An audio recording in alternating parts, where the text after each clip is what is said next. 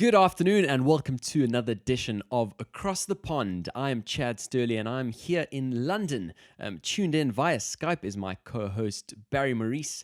And really, we've got one thing to talk about this week, Barry. Our full episode is pretty much going to be clogged up by the really important coronavirus and what's happened over this last week. Yeah, that's it. It's dominating the news. It really is everything everyone is talking about. It's obviously one of the biggest health crises of a generation, and so we have a lot to chat about today, Chad. So let's get straight into it. Well, if you are new here, welcome. This is Across the Pond.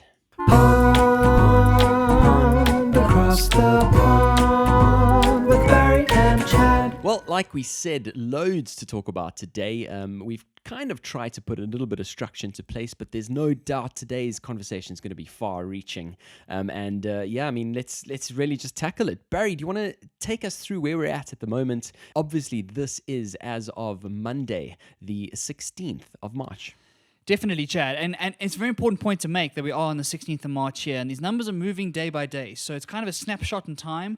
We hope we're going to give some sort of context as what's happening today and what's happening right now, but these things are moving so quickly, and so keep that in mind as you're listening. Yeah. We're going to start with the World Health Organization, which is probably the most reputable source of information on this virus because they are this global leading health organization that really thinks deeply about these topics. And a few days ago, they finally announced that this virus is officially called a pandemic. Yep. And it's kind of semantics in a way because what actually gives the criteria to be pandemic and whatnot is all but shaky and all over the place. But basically what they're trying to do is just trying to show everyone how serious this is. By calling it a pandemic, it really does release a lot of the kind of will it or won't it discussion around the virus, what kind of impact will it have, and really shows that it is really taking over the world. Yep. And so one of the quotes that I pulled out from their article, Chad, was that they are deeply concerned both by the alarming levels of spread and severity, but also by the alarming levels of inaction by world leaders in response to the outbreak. Yeah. And so from the WHO, by calling it a pandemic, they're trying to push world leaders to actually take this more seriously and start talking out about the various issues. Absolutely, there's no doubt about that. I think that's a really interesting one, where you do have an organization like this that is kind of at that world level and does kind of oversee everything that's happening across the world. They are best placed really to point some fingers of criticism where due. And obviously, since making that statement, there have been certain developments, but you always have to question whether these developments are literally just to address those concerns, or if they are actually practical, pragmatic solutions to what is unfolding. If we look at the latest numbers, let's deep dive into that. Across the globe, the number of confirmed cases is 174,000. We've had basically 6,700 deaths around about there. And in terms of recoveries, around 77,000 of those as well. Just in terms of those number of confirmed cases, as far as where I'm standing, I reckon that number is grossly understated. Yeah, I think it's definitely understated. I think we must remember that these numbers are only coming from those people who have actually gone and got themselves tested and their test results have come back as positive. There's a huge majority of the population who might have the symptoms or might even not have the symptoms yet, but have the virus and aren't being tested. And there's also a large struggle with getting enough tests to the various regions. So I know, for example, in the States, they don't have enough tests to actually do on all the people. Yeah. And so some people are suggesting that those numbers could be a fifth or a quarter of what the actual number is. And so I think it's very important to realize that these numbers are preliminary and they are grossly understated when we think about the impact of this thing.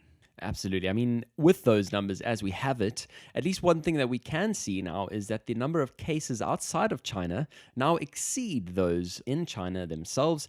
And that's certainly an interesting stat to see. This morning as well, as of Monday the 16th, like we said, the worldwide financial markets crashing again. We spoke about this last week, Barry. We spoke quite extensively about the crude oil price as well. But if we look at some of these markers, the London FTSE 100 down 8% on opening today. Same thing seen in the US's S&P 500, also down 8%. And if you look at the Dow Jones, that's fallen 9.7%. All of these indexes on opening. Bit of a crazy one, really. Yeah, it's a bloodbath, and it's continued to go down since last we chatted, Chad. I think it's inevitable that we're going to go into some sort of global recession. I don't know how the economy is going to recover quickly enough to kind of offset these losses. I think everyone is worried about their economies and what is the economic impact of this virus on their particular countries. And because everything's so interrelated, all these markets are interrelated. So there's no market that's insulated from this at all, because everything's so interrelated. Yeah. And so I think we're going to go through a real tough time as a world. I think all the economies are going to come under strain. And I don't think we've hit the bottom yet, Chad. I think we're going to go into a recession from this. Well, I mean, just a little reminder to anyone listening, a technical recession really requires 2 quarters of contraction. So obviously there's quite a long period of time before we even know that. But I mean, just looking at these indicators, I think very, very reasonable to assume that. Now, obviously we've kind of addressed where we're at right now. Let's take a look at the week that was. The week that was. So the week that was, let's unravel everything that happened in terms of the developments this week. What we've done is we've split this up into country, into region, just to kind of, like I said, give a little bit of structure behind all of these stats that we're going to be throwing at you. So we're going to start off on my side of the pond, the UK, and the first 2 things really quite significant. The first one being the interest rate cuts that we've seen. It's basically a cut that's taken it to the lowest level in history. So this is a cut that basically went from 0.75% to 0.25%, not leaving a lot of room there in terms of fiscal policy. And this is really just done to provide some stimulus to the economy. Obviously, like we saw this morning with the markets crashing, not really being well received. Yeah, but I think it's the only move these guys have got, right? If you look at the Reserve Bank and what they're trying to do to prop up the economy and trying to mitigate some of the risks here, this kind of stimulus is the only real lever they have to play with. So I think we're going to see it across the world. We definitely saw it in the US as well. And so I think it's an important piece of fiscal movement to try and encourage spending in the economy, because if everyone's going to be quarantining, everyone's going to be staying at home, everyone's going to be stop gathering in public spaces, there isn't that money going through the economy and getting the veins going. And so I think it's an important piece of fiscal move, but whether it's actually going to achieve what it needs to, we don't actually know. Absolutely. Well, I mean, there are loads of nations out there who've got negative interest rates. So, when I said there's not much more to go, never say never, really, is where I'm coming from. In terms of the next thing that happened was the 2020 budget speech. We had the Chancellor come out and basically tell us what's happening over the course of the next year. And of course, coronavirus top of mind there. £5 billion is going to be set aside as an emergency response fund to support the NHS and public services. People who self-isolate on the back of this virus will be entitled to statutory sick pay, and this is even if they haven't presented with symptoms. Firms with less than 250 staff will be refunded for these sick pay payments for up to 2 weeks, and these small firms will also be able to access business interruption loans of up to £1.2 million. And last but not least, obviously there's a whole bunch of other things discussed, but we kind of just picked out the key things. £6 billion in extra NHS funding will be put into place over the next 5 years to pay for staff recruitment and hospital upgrades. Now, quite a few measures there, Barry. Do you think this could be sufficient? Are we thinking about the right kinds of things? I think so. I think that when it comes to an economic perspective, which what the budget speech is focused on, we're looking at how are these small, medium businesses actually going to survive. Because the truth of the matter is that when you're a small business, you often don't have a lot of runway. You don't have a huge rainy day fund to set aside that can tide you through these kinds of unsettling periods of time. Definitely. And so by trying to help them pay the sick leave, so encourage people not to come into work and rather stay at home and not let the company be financially burdened by that, that's a good thing. And then the loan as well to try and help them through this period is very important. I think that if the more small businesses feel like they can actually survive this period, the better morale is going to be in the country and the better your economy is going to survive. If those businesses start to die because obviously they're not getting enough customers through the doors and they aren't able to keep paying their salaries and whatnot, it really does have a long-term impact for the future of those industries and for the country itself. And so I think it's very important. Obviously, the UK are in a strong financial position, so they're able to make these kinds of plays. And when you look at like weaker countries or countries like South Africa, for example, if we had to try and come up with this sort of stimulus, we wouldn't have the money to do it. And so it's a very privileged position the UK are in, to trying to make these calls and do what they need to do, and to help small medium businesses is very important, I think. Can't agree more with you there on those ones. But now if we kind of take one little step back and look at the bigger companies, let's look at the stock market crash that we've seen today. A lot of those are, again, we've obviously been speaking about this, airlines, companies in the travel sector, companies as well in the hospitality sector, hotels and the like. Even if you look at something like a cinema chain, who rely on people coming through the door, to watch the latest films. All of those stocks have seen plummets. And I mean, like you said, working capital is not something that's unique to just small entities. Also quite worrying for them as well. No, definitely. It's going to be one of those times where you're going to have to pull out all those contingency plans that all the consultants create for you when you think there's nothing ever going to go wrong. And you're going to have those plans on hand and know how to deal with it. So my assumption is that a lot of the big companies will have planned for these sorts of crazy scenarios, even just in a model format, and will have some sort of action plan as to how to keep themselves alive. And they're more able to kind of tell their staff to work from home. They're more able to put things on hold for a bit and kind of look for further investment if they need to, rather than the small guy who might not be able to raise money quickly to try and tide over this period.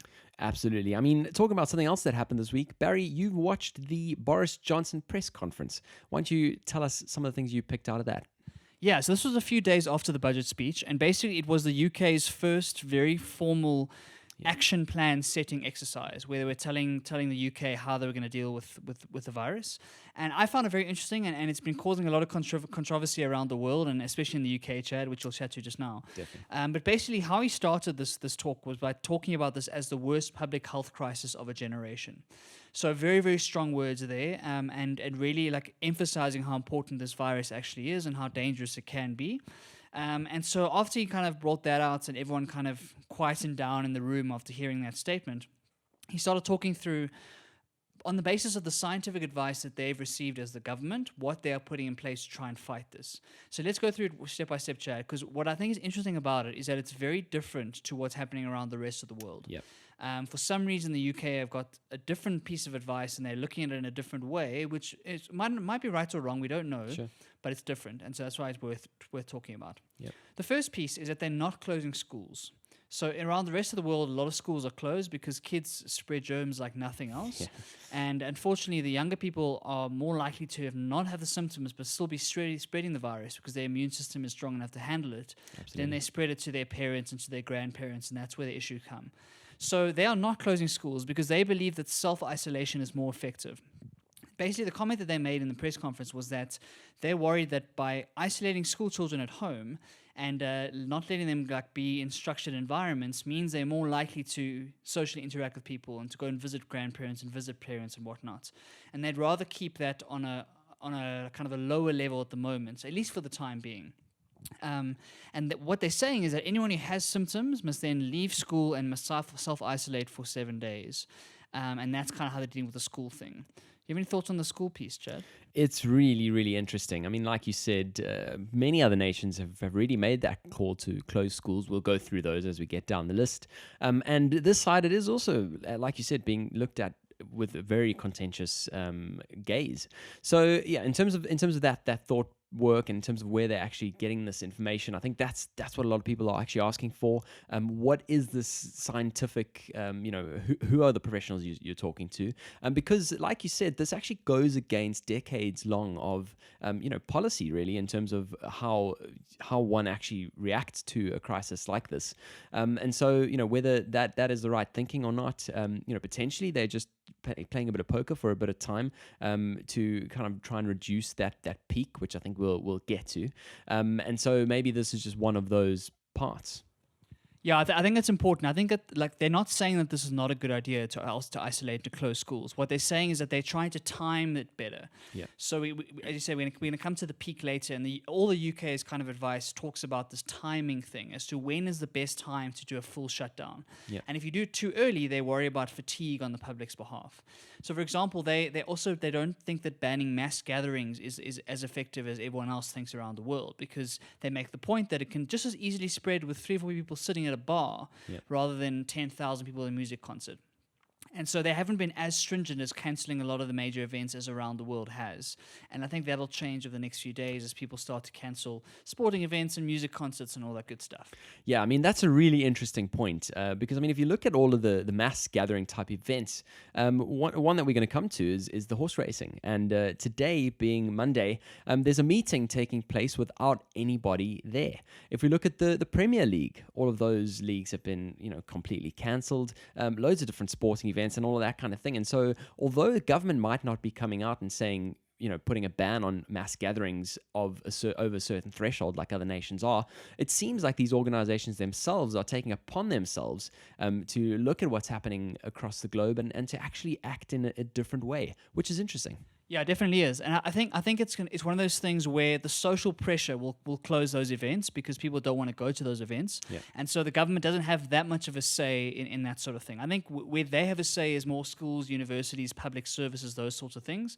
Some of these mass market gatherings, the concerts and sports tournaments and whatnot, that's going to be dictated by the actual bodies who run those events. So I agree completely with what you're saying. Moving on to what I think is the most important piece of this is that the reason that the UK is so different to everyone else is because they are taking a longer term time horizon on this thing. They are worried about a complete shutdown too early that then results in people being in self-quarantine for a long period of time and getting fatigued with it and not being able to handle being at home for weeks at a time. So basically the experts that are advising Boris and his government are saying that they're being warned about the importance of not moving too quickly with dramatic lifestyle changes to try and deal with the virus. Anything too onerous suggested by the government, such as a 2-week isolation period for a whole household, might be adopted enthusiastically for the first little bit, for the first few weeks. But then people get bored and they start to leave their homes just as the peak of the virus hits. So what they are saying is that they are trying to time this thing correctly so that the strict shutdown period only happens over the peak of the virus and not too early. And basically this lockdown and the movements would mean that if you do it too early and then you start coming back into real life and then the peak hits, you could be a way, way worse situation. So that's kind of the aim of these measures, to try and time that correctly and not panic too early. What is the sentiment on the ground there, Chad? Because I know it's not a popular opinion, this. Yes, absolutely. I mean, I think the question here is, what do other nations know that we don't? So if you look at the considerations that they would have taken, they've obviously got access to the same sort of caliber of scientific minds. They've studied human behavior in terms of what happens when a person is home for weeks on end. And so they have still decided to take this action, to enforce these lockdowns. And so in terms of this side, like you said, a lot of people are getting a bit frustrated, wondering, what the actual play is here.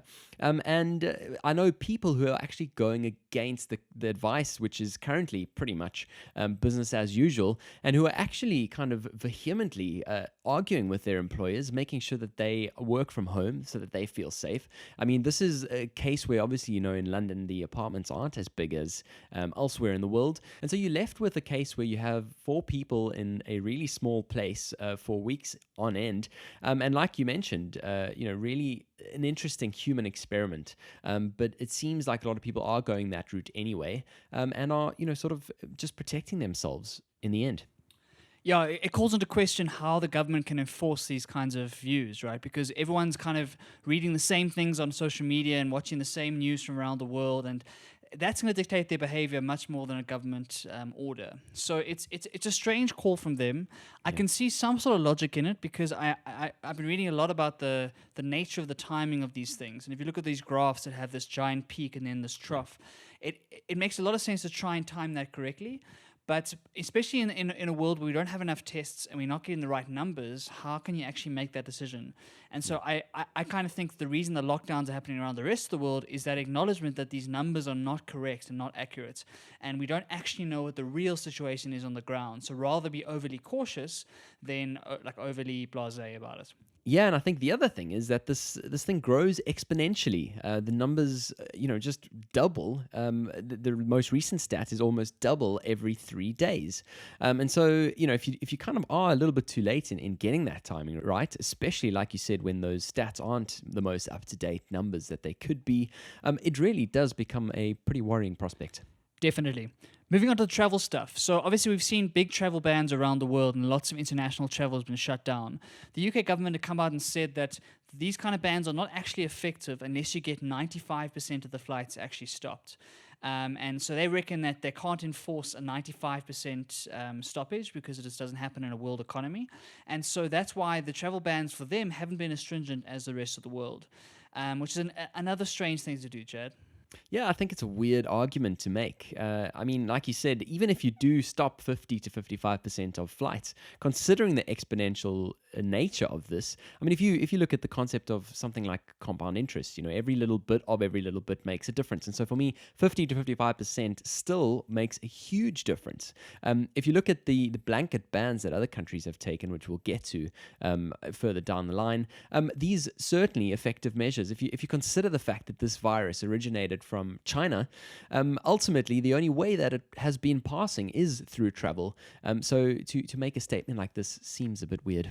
Yeah, it's a strange one, and we'll have to wait and see if they turn their backs on that one, because I think the consensus around the world is to shut down all international travel to try and make sure we can contain it within the various countries that it's currently in. Absolutely. I think we moved into testing now, and testing we've been chatting about a little bit about how there aren't enough tests and the tests aren't necessarily getting to the right places around the world. The UK announced there's going to be a shift in testing. So previously they were in what they called a contain phase, where they were trying to isolate individual cases, get a diagnosis, and then try and trace all the people that person has come into contact with over the past couple of weeks, and trying to manage it in that way. Obviously, this has gotten too big too quickly, and now the actual act of trying to trace all these thousands of cases is nigh impossible. Yeah. And so what they've moved into now is the fact that they understand that the hospitals are going to come under increasing strain as the people with real serious symptoms come into hospital. So what they've asked people to do is, if you have mild symptoms, or if you're young and healthy and you just got like flu-y type symptoms, don't go into a hospital, and rather just self-isolate and self-medicate and spend like 7 days at home to get over the virus yourself, rather than coming into public areas like hospitals or whatnot to get treated. So instead of now focusing on how can we test as many people as possible, what they're trying to say is, let's keep the hospital beds open for the people who are worse affected, and if you've got mild symptoms, you have to self-isolate and do it yourself. Yeah, this is a completely contentious move because, like we said, if you actually don't have a good line of sight in terms of the number of infections, how are you able to take the correct approach in terms of addressing this virus, especially on a macro level? So for me, the fact that they're not allowing people to have tests at all unless you're actually in hospital is a really, really worrying one, and I'm not entirely sure why they would do that. Potentially, it's to do with the test kits and the shortage that we're seeing across the globe. But I mean, if you consider something like the fact that South Korea have been able to test 10,000 people per day, yet the UK have only to date tested 40,000 people. That's insane for me. Yeah, I think you hit the nail on the head there. I think the reason they're doing this is because they have to triage those tests, because they've only got a limited amount and they need to use them on the cases that really, really matter.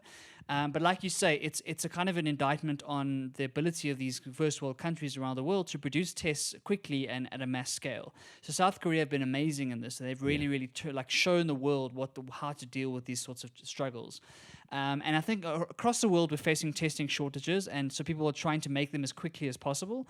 And so obviously if there's enough, then we want everyone to get tested. But if there's only a small portion, it's only a small amount, we need to be careful about where we use those tests. And it's a silly constraint to have. In 21st century world, we really shouldn't have this constraint.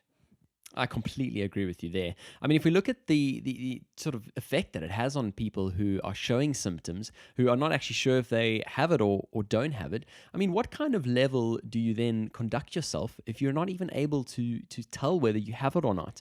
You may be living in an apartment with a partner, and some people have been able to do this very successfully and actually isolate from their partner by sleeping in another room, making sure you're not coming to close contact all the time.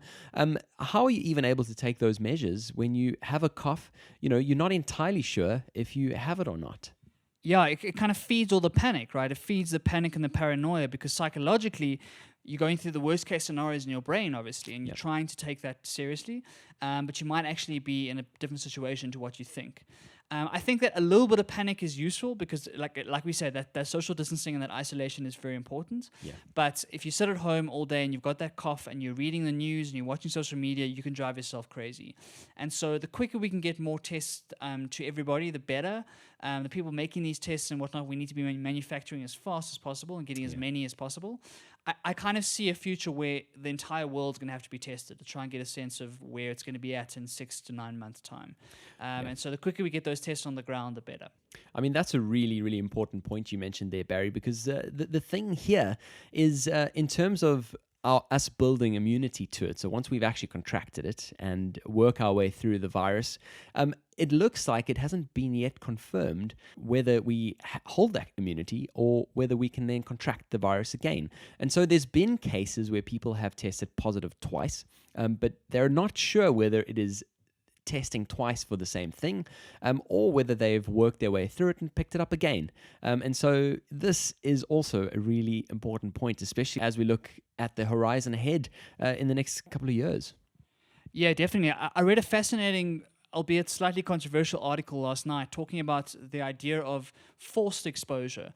So in order to try and build this immunity, right, we're going to need this immunity going forward. Like if we get through this short period of time, it's not the end of the virus. The virus continues, and the fact that we don't have an immunity right now, we don't have a vaccine, is a worrying thing on a long-term basis. So like you say, with everyone who's getting tested, we need to figure out if we can build this immunity into our population. And the more immunity we have in that population, the less the virus can thrive and the better control we have over it. Yeah. And so it's not a matter of trying to kill this virus at its knees, and not a matter of trying to stop it infecting everybody, because then it just means it's going to come back later down the line.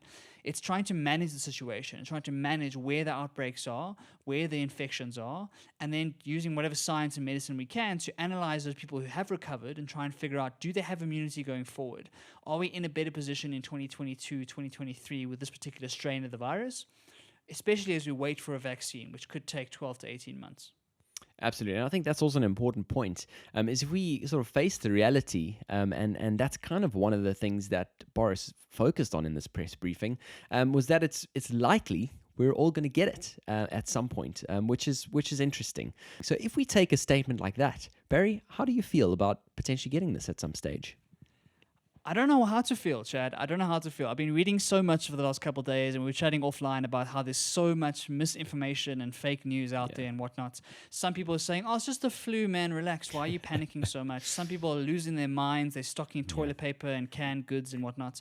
So I don't know what to think. It's one of those things where we don't actually know what's going to happen. No one can predict what the outcome of this is going to be. And hopefully it becomes one of those like lesser known flu viruses that we can deal with on a monthly basis. I mean, a lot of people are pulling out these stats of how many people are killed by the normal flu every single year. And those numbers are scary as well. Yeah. But we have a system and a health system that's set up. We understand how the vaccines work. We have the right medication. We have the right kind of infrastructure to deal with that. And so hopefully this virus becomes another one of those. But there is a small but non-negligible risk that this becomes a real super virus. And that's the concern we're trying to fight against. And so I think a little bit of panic here is useful to try and take this very, very seriously. It's much better to take this very seriously and then laugh at each other like later down the line because we took it too seriously, rather than kind of be too blasé about it, let it spread even more, and then really worry down the line. Yeah, absolutely. And that's kind of, what that World Health Organization statement is really that, a lot of global leaders are not actually doing enough. And that kind of talks to that and talks to really the change in messaging that we've seen over the past week. Now, you and I have been talking about this for literally when it sort of started. And every week we kind of joke that it's, this is our weekly session that we chat about the coronavirus. But in this past week, the sort of messaging and the sort of seriousness that people are starting to attract to this virus has definitely picked up a notch. And I, for one, am glad about that, because hopefully then we can make some meaningful progress. Moving on to the next thing, on the back of this press briefing that you saw, we're going to be seeing from the UK daily press briefings from Monday. I was quite sad in terms of the time that we took this podcast, and I actually wasn't able to catch the first one. But it's certainly going to be interesting to see what comes out of those. A lot of people are saying that the reason why this is coming about is because of all the criticism that's been thrown in the way of the Prime Minister, Boris Johnson. And so you got to just wonder whether anything that's going to come out of these press briefings are actually going to hold water, or whether it's just to address this negative publicity. Yeah, this is where the world leaders need to really earn their keep and really show why they are leading from the front. These kind of press briefings are the things that everybody is going to watch, and it's going to dictate a lot of the mood and kind of the way that people think about the virus and the way that people think about how it's dealing in their country.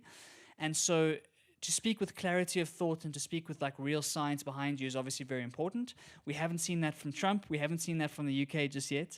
Yeah. And so I think that we need to take a leaf out of the book of people like Singapore and South Korea, whose leaders came and really spoke with real gravitas about the thing. They were very honest. They were very upfront and transparent about the numbers and whatnot. And they weren't thinking about politics at all. Yeah. This is one of those things where we need to put politics aside and we need to be able to deal with this as a global community, and especially important countries like the UK, like the US, who hold so much of the influence around the world. The way these leaders act over the next couple of weeks is vitally important. Absolutely. Talking about the kind of figureheads and who's being looked at, obviously the monarch of the UK, the Queen, she's going to be staying in London through the next couple of months. It really feels like it's an important thing for her to be part of and one of the people, and not to kind of flee to some sort of safe place, to kind of get away from the situation. Obviously, given her age, it's just weeks before her 94th birthday. She's obviously at increased risk, like we've seen in the news. People sort of over the age of 70 and people with existing health conditions, obviously at higher risk in terms of the mortality rate. So, quite an important statement coming out from her. In terms of one of the war quotes that came out from London, the keep calm and carry on, that's been reiterated again, and she will be doing just that. What are your thoughts, Barry? Yeah, again, it's important for her as a public figure to really put on a good face and, as you say, be with the people as best they can. The royal family's always been seen as kind of on their own planets and living in their own little palace and whatnot, and they've really made a concerted effort over the last kind of couple decades to try and be more relatable and try and be closer to the people. And so it's another example of that. But I agree with you, like, she's at serious risk. So I'm sure there's very, very strict controls around her right now. At her age, and kind of, she's always been very healthy, which has been amazing as a monarch. Yeah. But as you say, like, there's serious risk for all people here, and so I wonder what kind of procedures are in place to protect her while she's in London. And hopefully she keeps speaking out and she keeps reassuring the UK people and keeps them like as positive as you can be in this situation. Absolutely. I mean, just if we sort of reiterate that change in messaging, if you look 2 weeks back on the 3rd of March, where there was an investiture at Buckingham Palace, she was actually seen wearing gloves. This was sort of the first time, I believe, ever. And so those measures obviously kicked in back then. But obviously now the engagements have been called off in terms of coming into close contact with others. Will be worthwhile to see how that develops. Today we heard a bit more news in terms of the airline space. Obviously, we spoke about the collapse of Flybe last week. And IAG, the parent of British Airways, have announced that they will be grounding around 75% of their flights in April and May. I have a booking falling within that period with British Airways for my half Ironman. It seems pretty much obvious at this stage that could be very well cancelled. Yeah, I think so. I think that a lot of people are going to lose out on plane bookings, on theatre bookings, on sports bookings, etc. And I think it has to happen. Like this kind of social isolation is important, and the mobility via plane is one of the big reasons this thing spread like it did. And so I'm not surprised by this. I think British Airways is strong enough to survive this kind of level, at least for a little bit. What I'm more worried about is the much smaller airlines who are likely to go out of business because of this. Well, that's an important point, Barry, and they've actually taken a little bit of a veiled jibe, if you like, at Virgin, because British Airways, I believe, have about £9 billion of cash in reserves, and Virgin have actually kind of trying to get some cash out of government. And so they've also kind of followed suit in terms of the grounding of flights. They are going to be grounding up to 85% of flights if we go up to sort of April and May. And on top of that, which kind of reiterates them asking for cash, they've asked their staff to take 8 weeks of unpaid leave. Certainly completely unprecedented. What would you do if you're one of those people? It's tough, and these are the kind of economic impacts that are going to happen in this circumstance, right? taking 8 weeks of leave, a lot of people, and I would say the vast majority, don't have that kind of resources to be able to do that. They don't have that rainy day fund to live for 2 months without a salary or without income. And so it really is going to privilege those people who are wealthier and who are in better positions financially, who can survive the storm. But for a lot of people who are living paycheck to paycheck, or they've got lots of debt, or they've got kids and stuff to look after, to have no income for 2 months is a serious, serious thing. And it's going to have huge economic impacts around the world, especially on the middle class and the lower classes. Absolutely. I mean, if we just consider that as a short-term measure, British Airways actually coming out and also saying there'll be some job cuts as well. So, if you kind of look at it, one may say Virgin are actually taking the better approach for their well-being and for people, not actually cutting these jobs on a permanent basis. But it's really such an interesting one, a bit of a catch-22. One of the other things that happened this past week and actually happened today is that the BBC came out and announced that the TV license imposition for people over the age of 75, which was due to take place in June, I believe, and they've now delayed that out to August, basically saying that they don't want those people to have one extra thing to worry about. And obviously, if you consider the importance of news and the importance of being in the know, a lot of these people are going to be at home, self-isolating.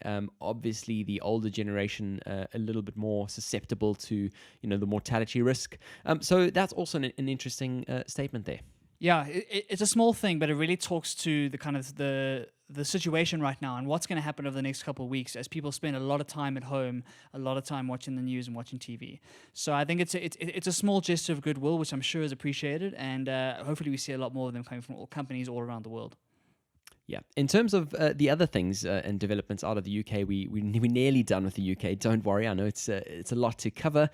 There's sort of suspicion that over 70-year-olds in this topic might have to self-isolate for 4 months, a staggering amount of time for people and certainly a dramatic way to kind of just change their day-to-day lifestyle. That's pretty insane. Additionally, there's hints that those who have been confirmed to have this virus may be fined £1,000 if they decide not to self-isolate.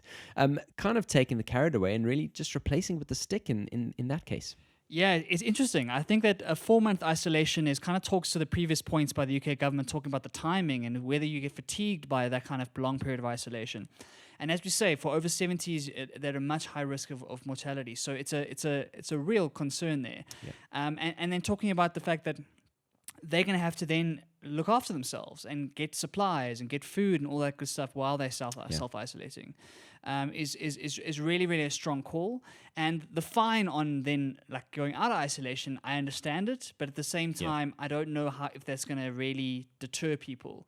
I think if people are going to want to go outside, I think they're going to be willing to put up with it. And so I don't know how much the fine is going to make a difference. But again, it's another like tick in the right box saying this is how serious it is, people.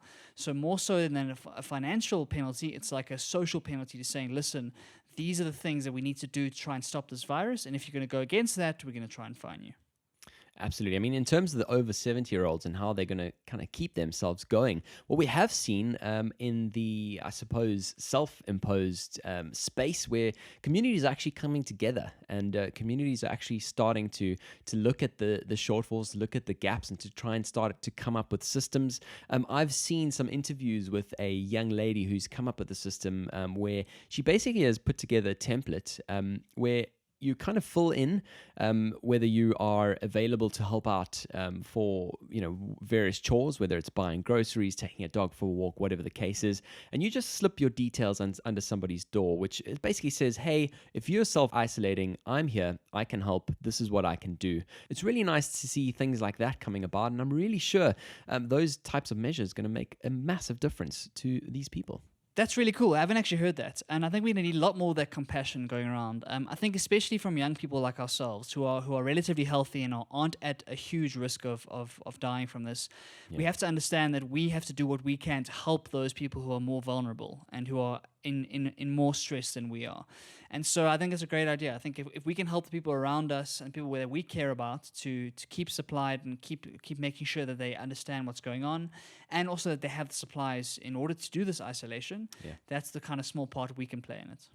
Exactly. And I mean, the thing in these big urban areas, certainly in London, is the majority of the time you won't even know the name of your neighbor, which is insane. So after moving to the place that we're staying in now, for the first time ever, we actually know who's living next to and sort of below us, which is fantastic. But a system like that, where you can just fill in a little form and slip it under somebody's door, is fantastic because you can literally just go to the spaces around you and potentially build a bit of a network for the long term as well, which I certainly think is an important one, especially if we're all going to be self-isolating, going to be away from social interactions. We're going to need them, and so yeah, this is a good thing to see. I've also seen WhatsApp groups being formed in certain wards, in terms of smaller areas, to make sure that anyone else who needs help can kind of just reach out, and so this is also very, very powerful stuff. In terms of those who are very susceptible and those who are in hospitals, today it's also come out that the UK are short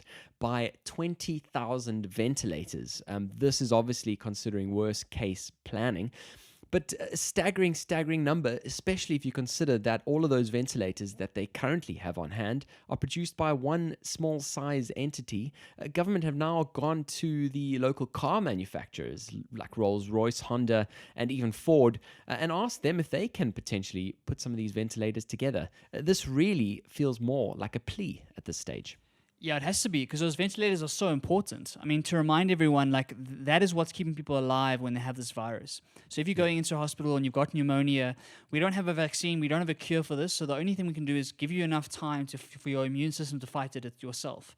And so what these ventilators are doing is helping the people with these respiratory infections to breathe using the machine for as long as possible to give their immune system time to fight the virus. Yeah. And so we need thousands and thousands of ventilators all around the world. And again, it points to systemic problems with the way our global supply chain works, is that now they are so reliant on this one manufacturer, and there's no diversification when it comes to different companies manufacturing the same product because they've specialized in that one ventilation product. Yeah. And all of a sudden something like this happens and then we don't have enough supply. And so I wonder what's going to happen when we look at global supply chains post this coronavirus and look at what can we put in place to try and make sure that this doesn't happen again, or if it does happen, we're better prepared for it. Because it's crazy that we can't get enough ventilators into these hospitals, especially in a rich country like the UK.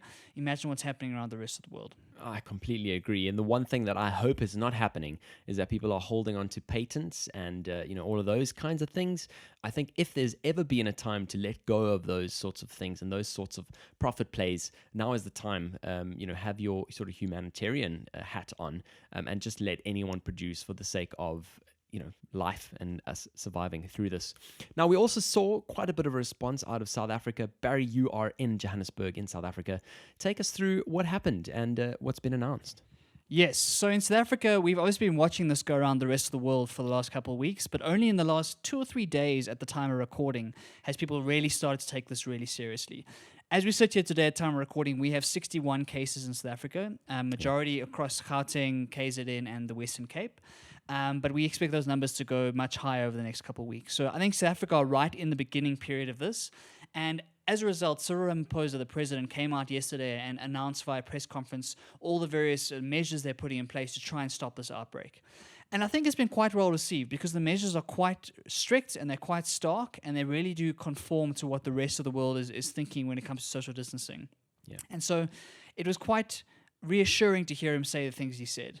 What is typical of a South African press conference, it started 2 hours late again, so that just happens on all of these things, which I find bizarre every single time. Yeah. But basically, once he finally got there, he made the declaration that it's called a state of national disaster, which is a synonym for national emergency in other jurisdictions, right? So in accordance with that legislation, what that does is it allows funds to be released that were previously kind of ring-fenced for these sorts of things, and just again kind of reiterates how serious this is for South Africa.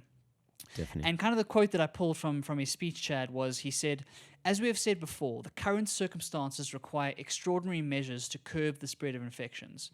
Countries that have heeded the call to implement these radical measures have fared much better than those who do not."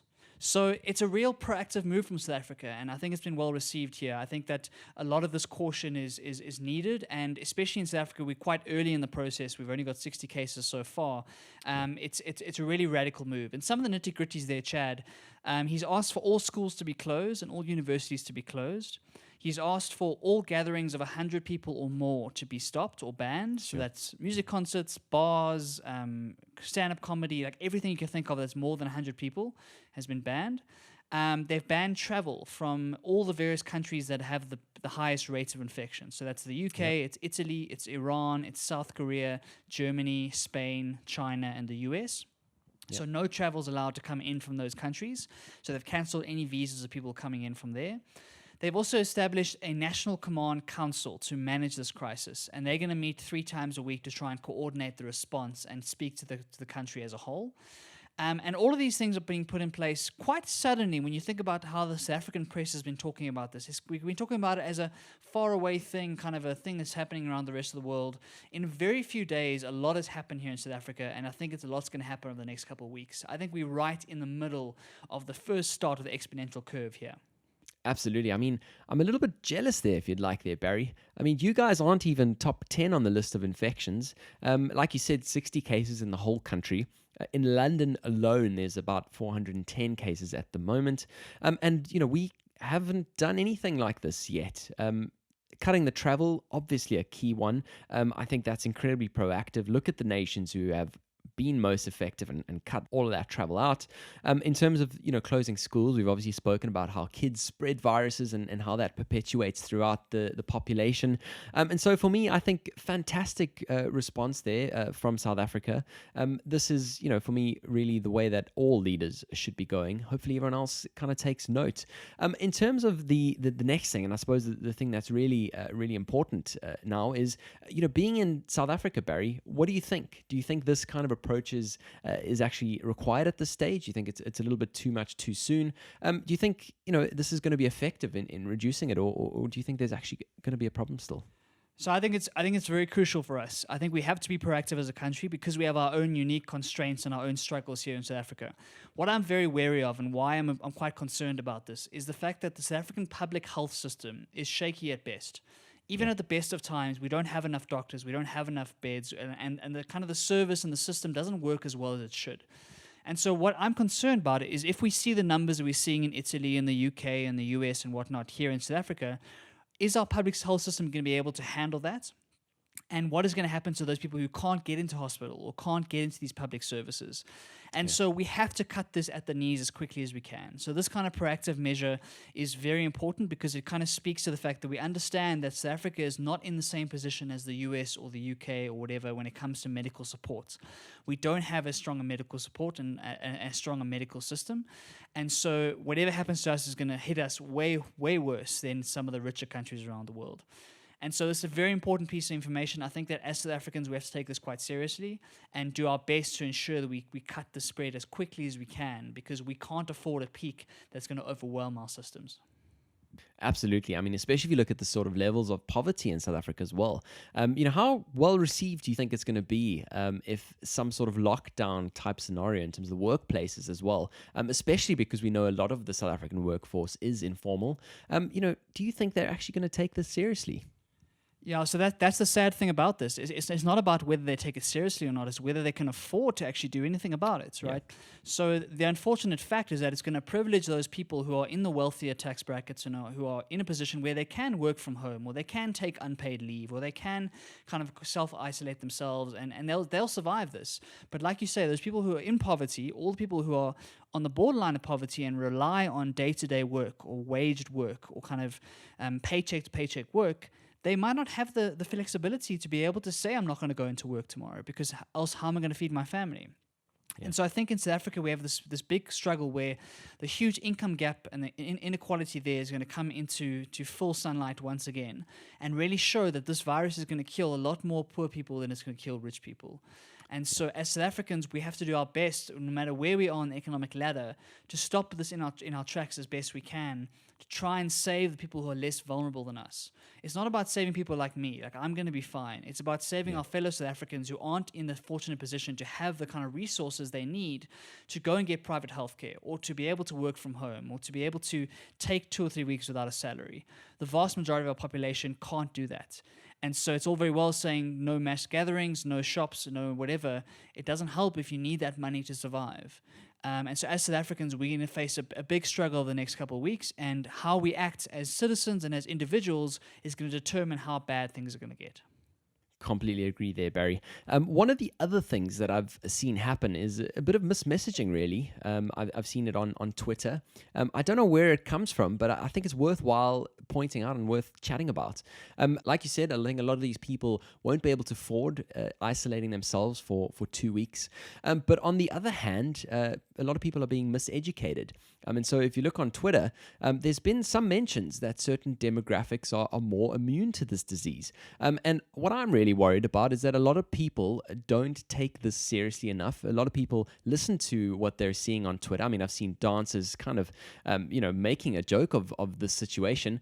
And so I'm worried that element of it as well, results in people not going into self-isolation, not practicing care when cleaning their hands and making sure that they don't come into unnecessary contact with other people. And for me, that's really an interesting point, and that's really a point that can make quite a big difference in the spread of this disease in those regions. Definitely. I think that the misinformation and kind of the propaganda going around is terrible, and I don't want to condone any of it. I think it's very important that we are very careful about which sources we consume our information from, and try and get it from the most reliable sources possible. Don't listen to some guy on Twitter who's saying X, Y, or Z, because there's thousands of those conspiracy theories, there's thousands of those things go along, and people are just profiting off that fear, right? They're profiting off the kind of the concern and the uncertainty in the marketplace.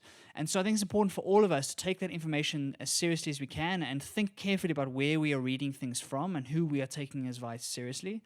When it comes to the dance, I think, Chad, it's actually important to have a little bit of a sense of humor. Like, one of the things that makes me love South Africa is that when that dance video came out that you're chatting about, so basically what happened was at the press conference, Cyril Ramaphosa spoke about no handshakes anymore. We must now do this elbow bump thing.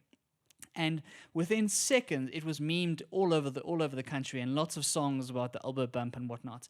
And I think that sense of humor is important. That sense of humor is what's going to get us through these tough times, I think. And as South Africans, I don't want to put a stop to that. I think that that's an important piece of South African culture. But it's that fine line, like you say. It's like taking it seriously enough to actually put the physical health measures in place and wash hands and isolate and whatnot. But also keep your morale up so that you can survive a 2, 3, 4 weeks state in isolation if need be. Yeah, completely agree with you there. Moving on to the rest of Europe, obviously we've seen the coronavirus spread this side in unprecedented volumes and quantities. Just me and my side in terms of looking at food delivery services, the major players, we look at Tesco, Sainsbury's, Ocado, Waitrose, all of them have got fully booked out slots up until mid-April, it seems. So that is really concerning for those elderly people who are at home and, potentially not able to actually go to the grocery stores. If we look at a city like Madrid in Spain, there's been a video that's been put out by the BBC, which shows a stark contrast now that they've got a full lockdown on the city. And for me, anyone who's been to Madrid, I strongly recommend going to watch that. It's truly, truly insane to see how there's literally no one on the streets of a very, very popular city. Yeah, it's kind of weird. It's kind of weird to see these videos, especially in shopping centers or major tourist attractions where there's just no one there. And it shows like what kind of ghost town happens when you put this kind of lockdown on a city. And so I think it shows again how seriously lots of people are taking this, and I think we need to see this around the world. We're going to see lots more of these videos from all these major European cities, and especially moving into the US and into Africa itself, it's going to become the norm, I think. Yeah, I agree there. If we look at Ireland and how important drinking culture is in Ireland, we saw following the annual event that is St. Patrick's Day, pubs have now been closed. Never thought I would ever say that word. Did you, Barry? I didn't, and I'm sure that is horrible for all the Irishmen out there who love St. Paddy's Day. But again, it's important to do it. I think that pubs are especially virus friendly because people get very loose when they drink and they start patting each other on the back, and there's lots of contact going on in those pubs. So I think it's very important, and to do it on their St. Patrick's Day thing as well is a big step. Now, I know somebody who's in Netherlands who I'm actually doing this half Ironman with, or thought I was going to do this half Ironman with. And she's been working from home. I was quite surprised because I hadn't really heard anything coming out of Netherlands. But if you look at this past weekend, and actually yesterday, Sunday, the number of deaths increased from 4 to 24. 20 deaths in one day. That's quite a massive move there. Yeah, I think the Netherlands are at that start of the exponential curve as well, and so they're going to see these numbers start to increase. We've seen very similar trends from all these countries, like especially like China and South Korea, and now into the Europe. We're going to get to Italy now. Italy is obviously the worst affected, and so I think all of these countries, the Netherlands, Ireland, all these guys are just a few days behind Italy. I think they're going to see the same sort of curves happening, and the Netherlands it looks that way. Absolutely. Well, let's certainly get to Italy. I mean, obviously, they were kind of the most affected by this virus in Europe, basically complete lockdowns happening. Initially they tried to quarantine just the north, but a lot of people kind of fled south, and it still are worries that the virus moves more south. What are some of the things you've seen and heard of in Italy, Barry? Yeah, so some really sad stuff coming out of Italy at the moment. I think that at the moment they're facing huge death numbers. They're seeing hundreds of deaths a day. So not 10, not 20, hundreds of deaths every single day. And their health system is completely overwhelmed. So reading things by Italian doctors and Italian healthcare people, they don't have the resources or the facilities to deal with all the new infections that are coming every single day. Yep. And that obviously plays on the minds of the nurses and the doctors and stuff who are working in those environments. And psychologically, not being able to help people they want to be able to help is really, really tough. And so I think Italy is in a really, really tough space at the moment, and we need to look at Italy seriously as kind of an example of what can happen if you don't take this thing seriously enough. For everyone in Italy, our thoughts are with you, and it's a tough situation right there. Yeah, I mean, let's not forget Italy, also one of those countries that have been plagued with a bit of a corrupt government in the past as well. And so on top of this, with a country that's been robbed of public money, I think it's going to be really interesting to see on a financial level as well what happens with them in the next coming months. Also, in terms of Spain, we obviously just chatted a little bit about Madrid. There's been 1,000 cases increased in the last 24 hours. This just talks to that exponential growth that we've just been reiterating throughout this episode. If we look at Germany, they have closed their border today with 5 countries. Emmanuel Macron, in terms of France, to address the public this evening, because also a lot of people think that France and a massive city that is Paris, that currently has a lot of people still wandering the streets, although the Louvre is closed and although the Eiffel Tower is closed, a lot of way needs to be made there as well.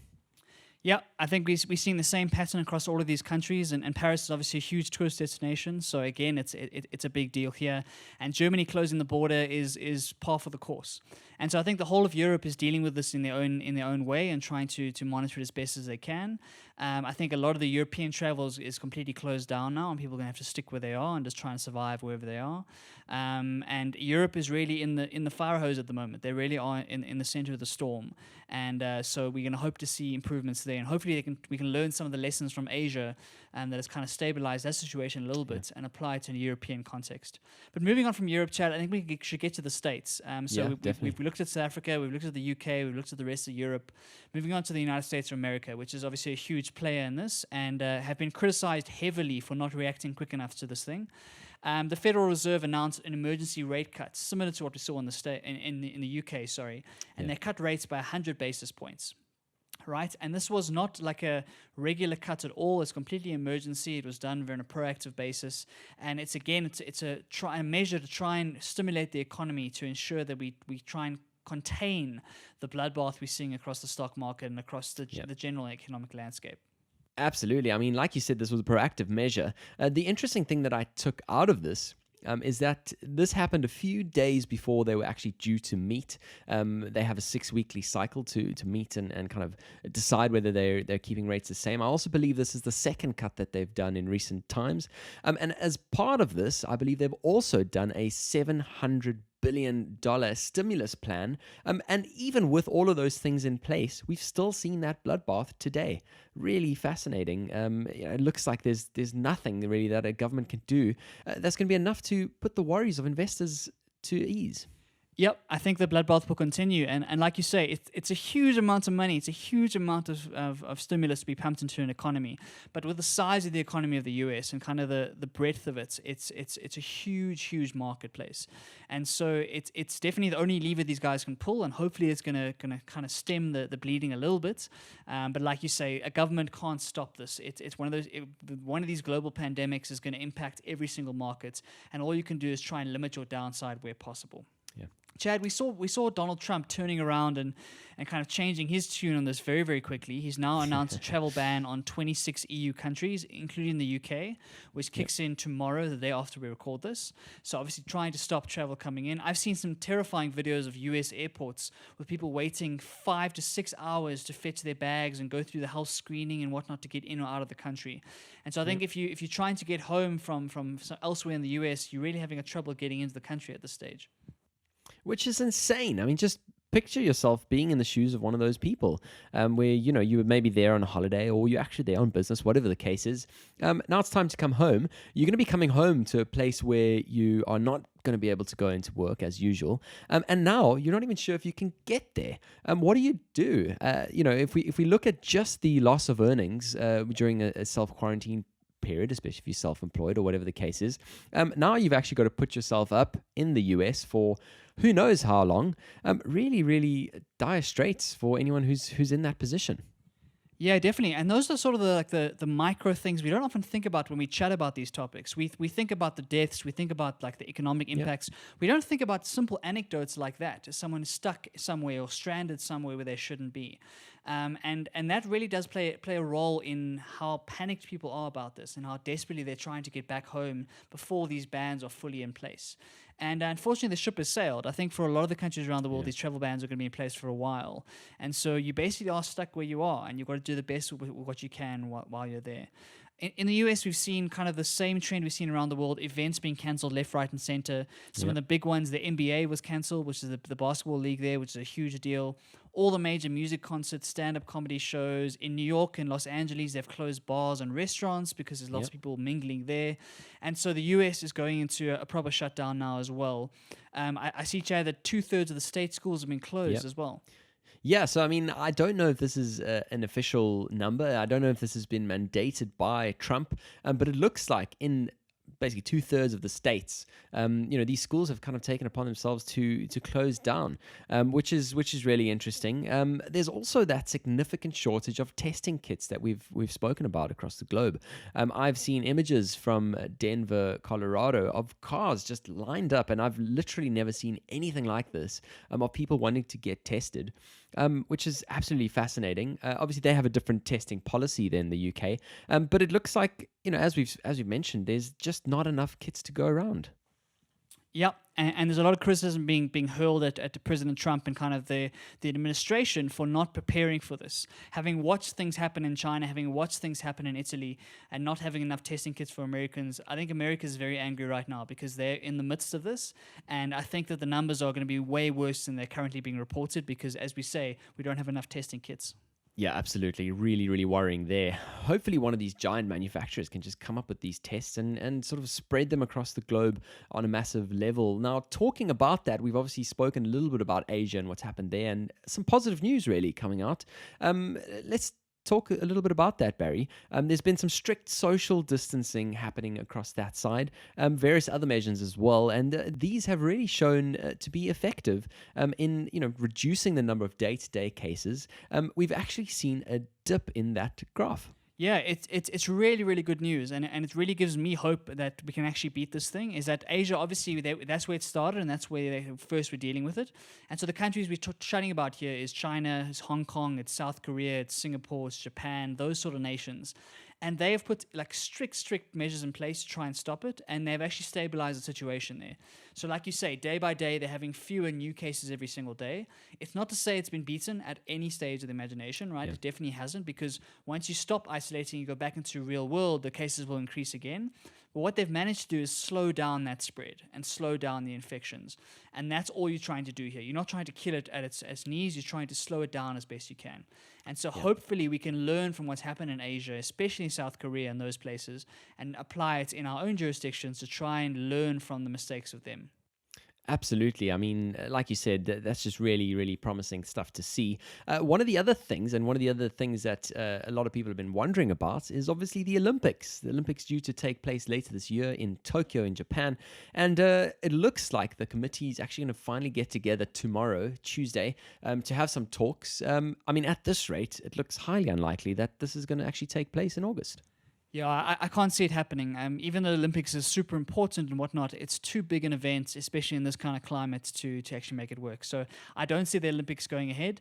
But again, it's trying to understand what does that mean for the economy of Tokyo, who's been preparing for this for years now, getting ready to host this event. What happens to all those people who've spent all this money, invested all this time and effort, and then the thing doesn't happen? So they've got some big decisions to make as to what they're going to do with that Olympics, and are they going to postpone it? Cancel it altogether? Are they going to try a smaller thing? Are they going to try a different location? I don't know what's going to happen there. Absolutely. Well, we'll certainly have to see. Something as important as that is certainly going to have a lot of implications for all those people who were going to travel and go and actually see the Olympics. Obviously, bought tickets, bought accommodation, flights, all of that kind of thing. What happens to them in that case? We'll certainly have to see. Now that we've covered all of the various parts of the globe in terms of what has actually happened this past week, I just really wanted to chat about what happened in my inbox on Friday.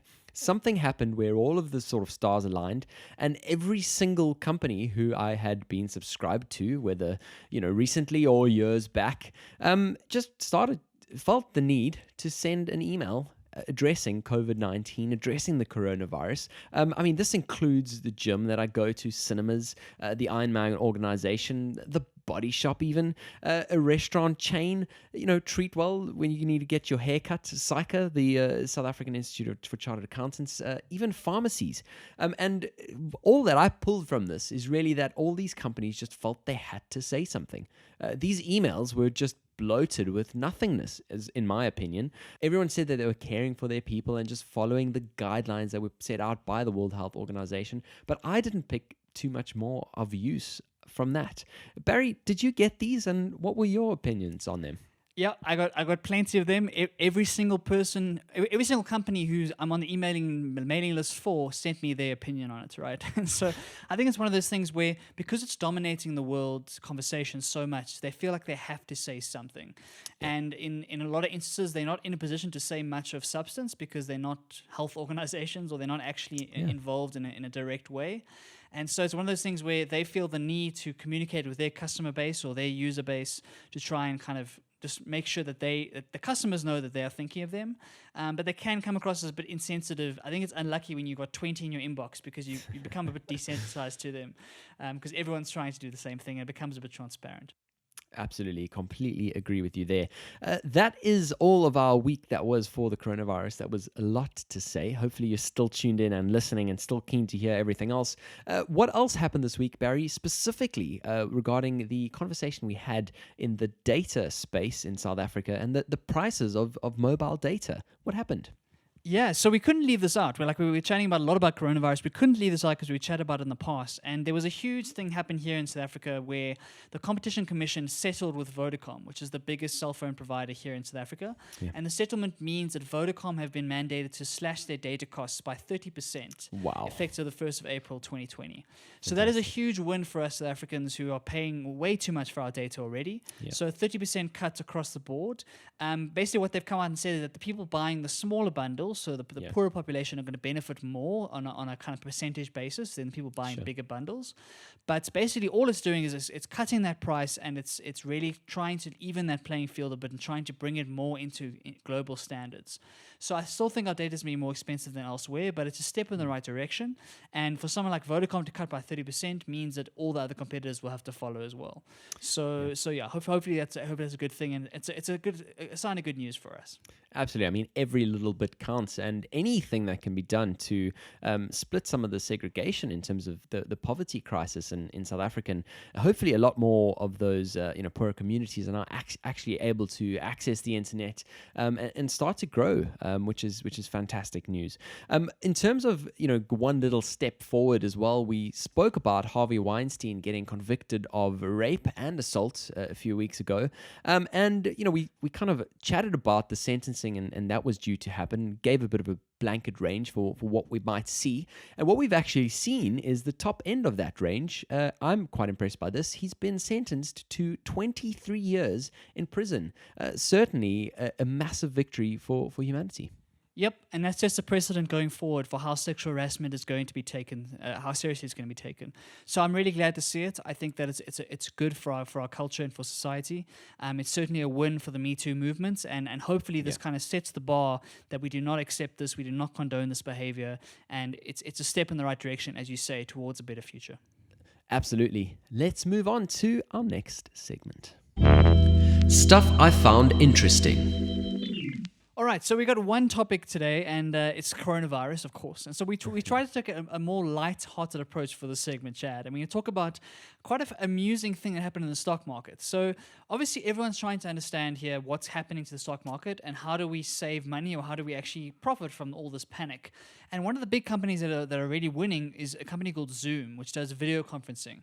So with a lot of people working from home or not going into meetings and whatnot, people are going to be using Zoom and Skype and these sorts of things a lot more, right?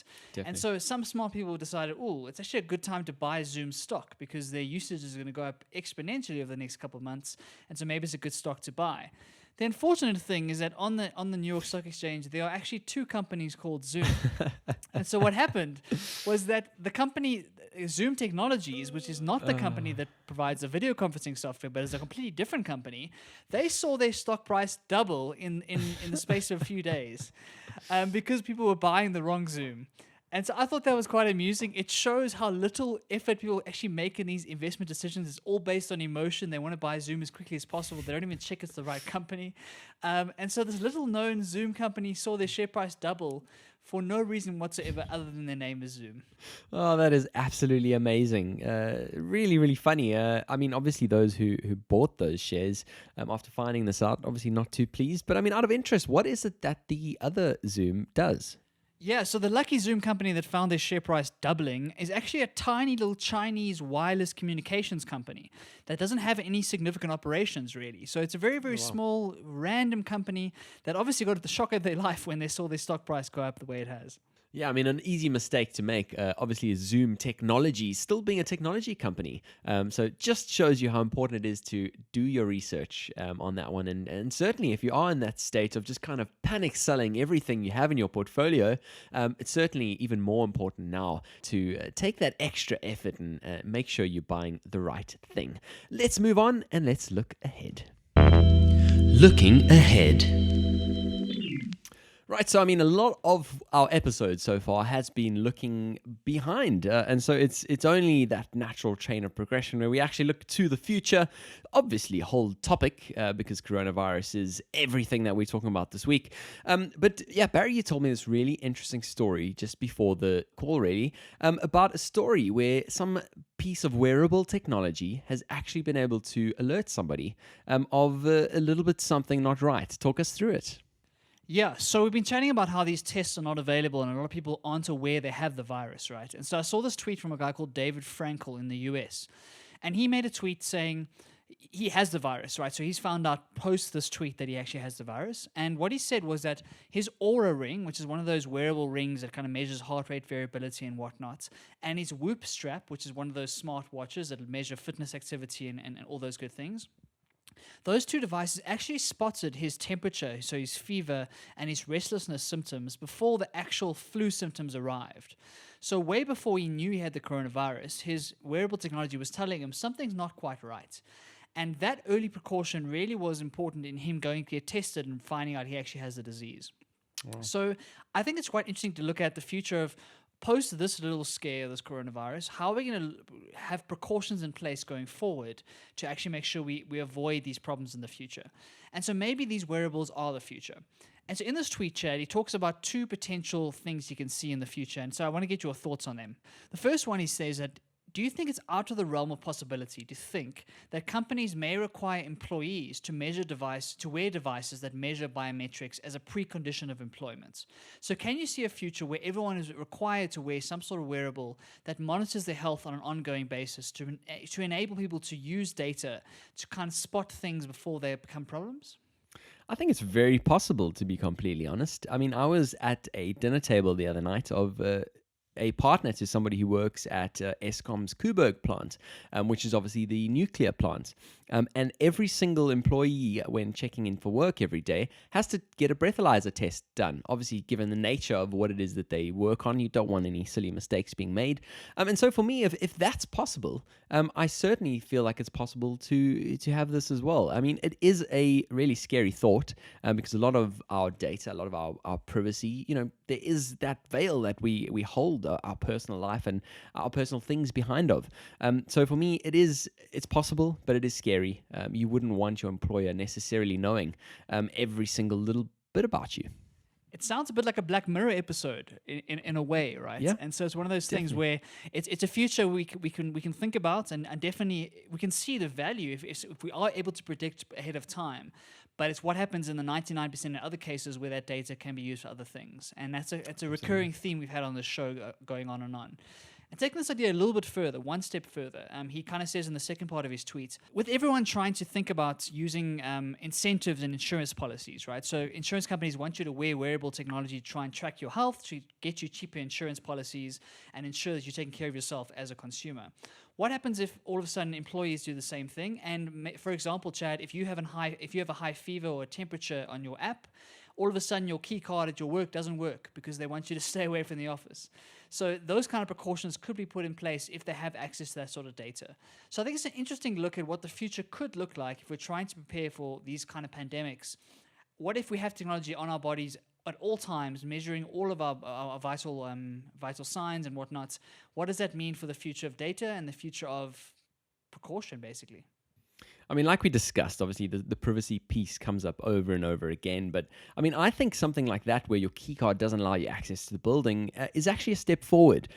I have been at work a lot of times where, I've just been made sick by those who refuse to take sick leave because you sometimes in some companies find this culture where people don't feel like they can actually stay at home, or they don't even feel like they can work from home and still be productive but not be in at the office. And so I think a lot of managers and a lot of companies have allowed this other kind of narrative to happen in the background. And if you've got something like this which actually just refuses entry to the building, that could actually make a little bit of progress as well. So I suppose we always have to look at both sides of the argument. And yeah, a fascinating little piece of thought work over there. Let's move on to our next section. Develop and grow. Right, so on Develop and Grow this week, surprise, surprise, we're talking about the coronavirus. And so we're going to talk about it from an individual perspective now. We've chatted about the macroeconomic impacts and what's happening around the world and how we can try and stop it as a global civilization. But now let's bring it back to an individual level. What can you do as an individual to ensure you don't spread the disease and to look after yourself and those you care about? The first thing and the most important piece of health advice here is to wash your hands as often as possible, right? And wash them enthusiastically for as long as possible. That is the best thing you can do to try and stop the disease. Yep. And the second piece is don't touch your face as often as we normally do. Now, this is incredibly hard. I found it very hard, like being conscious of the amount of times I touch my face. But if you just do those two things, wash your hands often and don't touch your face, that is the best first step that is possible in the health space. Yeah, it sounds like something so silly. Like you said, it's the absolute basics. But something like washing your hands, it's not just about washing your hands. It's about washing your hands thoroughly and often. So the guidelines that I've heard on the side are sort of 20 seconds. We saw Brandon Flowers of the Killers putting up a little video of him singing Mr. Brightside for, I think, about that period of time while doing it. And whatever method you do, put some way of you knowing how long you're washing your hands.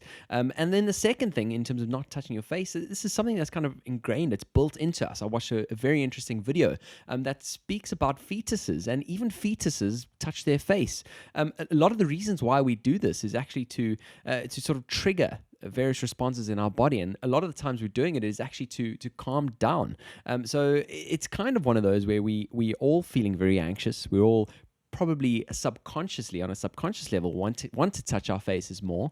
We want to trigger that release of whatever chemical it is that triggers that response in our body, but we kind of do need to keep to this advice, because it's the touching of the hands and then touching the face that leads it to get into our body and ultimately spread. Barry, what else on the physical health piece would you have to say? Yeah, so I think it's worth reminding ourselves what the objective is here. We're not trying to kill this virus. What we're trying to do is slow the spread down, right? So a vaccine is months away, and so we're going to be managing the situation for a while. And so because we need to build this immunity and it's going to happen over a long period of time, it's about managing the spread and protecting those people who are more vulnerable than you. So social distancing is very important, especially for young, healthy people who don't think they have the virus. Yeah. Even if you don't have the symptoms, it's important to limit your contact with other people, at least for the short term. Because what happens is that a lot of people have the virus, but they don't know they have it. And so they inadvertently transfer it to people who are at a higher risk of dying from it because either they're older or they have pre-existing health conditions, etc. So it's incumbent on all of us, even if you feel healthy, even if you think that you don't have it, even if you have no reason to think you haven't come to contact anyone from overseas or any of that stuff, please distance yourself from other people and cut down your social engagements as best you can. Try and take it as seriously as possible, and by isolating yourself, in that way, you do your part to avoid transferring that disease because you're not sure you don't have it. Absolutely, and that's the really interesting thing here is that that period with which you don't show any symptoms. Some people say it could be as much as 10 days, which is really, really fascinating. In terms of that vaccine, I've even seen reports saying that some people think it might be up to a year. So, I completely agree with you there. We're going to be managing with this in the short term for a long period of time. And so those two key things, washing your hands and not touching your face, obviously paramount. I also wanted to talk about the masks. We've seen a lot of people wearing masks, and the general consensus here is that the masks are not any help unless you have the disease yourself and you're actually protecting others from getting it. A lot of the time when you've got this thing on your face, it's actually going to encourage you to move it around and actually touch your face more often than what you would. And so you're actually increasing the risk in some cases by wearing a mask.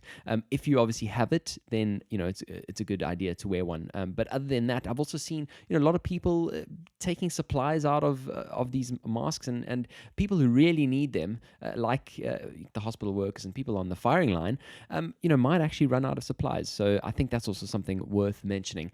Now, moving on to mental health, one of the other things we typically talk about on this podcast. Barry, what are some of the pointers you think we should note from that? Yeah, so if you're going to be taking isolating seriously, it's obviously a big change to your normal day-to-day life. And so you have to think about what is the psychological impact on you as a person. And the most important thing here is not to panic. And I know this whole episode we've been chatting about dark things and dangerous things, and we're chatting about the concerns we have for the world. It's very important that we don't panic and understand that we are in this global fight as a species, as the human race, and that we have all the resources at our disposal to manage the spread and to manage the pandemic, and hopefully becomes just another footnote in history. So I said a little bit earlier that a little bit of panic is good, and I still think that's the case because it forces you to take things seriously. But it's important not to get paranoid and not to lose yourself in all of this stuff. I saw quite a cool term, Chad, saying be alert, not anxious. And I quite like that. Let's think about this. Let's not be anxious about it and worry about every single thing we touch or every single thing that happens in our life. But let's be alert and actually monitor how we are acting in our day-to-day lives and what we're doing, and how can we best follow the advice from the World Health Organization and other related organizations to do our part. Be alert, not anxious. Yeah, definitely. I mean, I think this is a really, really important piece to talk about, especially because people are going to be at home for weeks on end. Something I've found I've really struggled with is staying away from that constant feed of news. I literally this whole morning have just been watching the news non-stop, including from last night as well. And so it is important from all of the advice that I've been hearing from various people in the space to pull yourself away from it and only check in maybe once a day, once or twice a day, sort of pick some times and try and stick to that, because otherwise it does really just become this constant tap that's just flowing at you. It can become quite overwhelming. Obviously, it's something that on the whole we can't really control. It's an external thing to you and me. So a lot of the time we can feel out of control and feel overwhelmed by the situation. And so I think that's also important, and something that I'm going to need to be working on as well is sort of just stepping away from that constant feed of information. Yeah, it's a very important point, and it can become all-encompassing very, very quickly if you get pulled into these rabbit holes. And obviously, like us doing this long podcast is not helping that situation at all, right? But it's kind of one of those things where it's important to keep up to date with what's going on. That is important. But pick your times, like Chad said. Pick your times maybe once or twice a day, maybe the beginning and the end of the day, to look up various news and focus on reputable sources. Don't spend 3-4 hours scrolling through Twitter and taking that as the gospel. Like, go to the actual websites of the important health organizations and get your information from there, because those websites are most likely to have the least amount of emotion and paranoia and just the most hard facts, because that's what you're looking for. You're looking for facts here that helps you make decisions going forward. And once you've done that, once you've done those checks, go and live the rest of your life and use that quarantine time for doing something productive or something creative, which is what we're going to come to next. Something called Quality Quarantine Time, QQT. It's one of my favorite acronyms that has come out of this whole thing. Yeah. And basically, it's talking about the fact, Chad, that we're going to have lots of time at home by ourselves or in small groups and family members and whatnot. Time to do things that we wouldn't normally have the time to do. So what could you do with this time if instead of going to work for 8-9 hours a day, if you're able to stay home and you got this time on your hands, can you be creative with it? Can you actually turn it into something productive? And why I think this is quite important is that I've seen lots of articles recently talking about the fact that a lot of famous people have taken these quarantine times over history and done really amazing things. For example, during the Black Plague, Shakespeare went into quarantine, and in quarantine he wrote the plays King Lear, Macbeth, and Antony and Cleopatra, which are 3 of the most amazing plays ever written by a human, right? And so he did that in quarantine. Isaac Newton, also while in quarantine from one of the pandemics of the past, created calculus, which is one of the most influential pieces of mathematics ever. Yeah. And so if we can take a leaf out of these guys' book and actually turn this time into productive, creative time, I think we could get a lot done during this time, Chad. Barry, you make my next little point feel so silly and so stupid. If Isaac Newton came up with calculus while he was in quarantine, then why me when I was at home yesterday, and not really quarantine, but let's just call it that anyway, I kind of wanted to brag about a little bit of DIY I did, but I think that completely pales in comparison. I just basically did a little bit of DIY yesterday, and I think that's a really cool little creative thing that people can do as well while being at home. So we had this area of dead space behind our couch.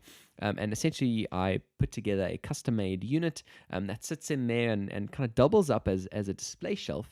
But I've also put a motor inside that then the shelf can essentially lift up. And you can kind of store stuff inside it. So I thought that was quite cool, but clearly not as cool as Shakespeare or Newton. Don't sell yourself short, Chad. I think it's a great example of what to do with QQT. I think that it's, we're not all trying to write the next great novel. We're not all trying to solve the world's problems. Maybe it's just a blog you wanted to start, or a short story you thought about writing, or you wanted to start learning the guitar, or you wanted to build something in your house. Yeah. All of these things are great uses of your time. And so try and turn this into a positive. All of this time you have available, time is such a scarce resource. And so if you think about it, it's almost a blessing to be given all of this free, unencumbered time to sit at home and think more deeply about things, or think about a career change, or think about things you wouldn't have the time to normally do. And so all I'm saying is use this time creatively and productively. Don't just sit there and watch Netflix for the next 38 days, right? Actually try and use this time in a way that can help you going forward in your long-term prospects, and pick up a hobby, pick up something you never wanted to do, or read books. Yeah, absolutely. I mean, it is one of those things where when you're in the day-to-day hustle of busy life, you wish you had an hour to spare. And now that you're kind of thrown a whole bunch of it, you hate it. You're like, oh, what do I do? And you're right. I think we need to put ourselves back in that headspace of when we were super busy and we craved that extra hour, and treat our time as if we were in that headspace, rather being in that of, oh, we've got so much time and nothing to do. So an interesting point there, and definitely let's do that. Moving on to our next segment. What's on your mind? So, what's on your mind? Last week we said that we had no questions. We were worried whether people were in quarantine, and thought they might get it if they send us a question. And on the back of it, this week we've had a little bit of overcompensation. We've got 4 questions, Barry. 4 questions. Can you believe it? It's amazing. I went onto my Instagram and I said to everybody, listen, guys, we're doing a coronavirus episode. If you have anything you want us to cover, shout. And I got lots of feedback. So thank you so much for Amazing. everyone who sent questions in. A reminder that every single week we receive questions. So please send through on whatever topic. Obviously today is coronavirus, but any topic you'd like to have your question answered, we'll do our best. We're not experts, but we'll have a go. Absolutely. Well, let's take it from the top. We've essentially got all these 4 questions in written format, so no voice notes today. But let's take them one at a time. So the first one, thank you very much for your questions in advance as well. The first one is from Jess. Jess says, any idea why the name changed from coronavirus to COVID-19? This is, I suppose, a change in messaging, really, more than anything else. Certainly seems a lot more serious, this COVID-19. And I mean, right at the beginning, it was one of those where, people they were trying to come up with a name, and they actually, like the other cases of coronaviruses, like the SARS, they actually just didn't and kind of kept to the scientific one. Quite an interesting one, don't you agree, Barry?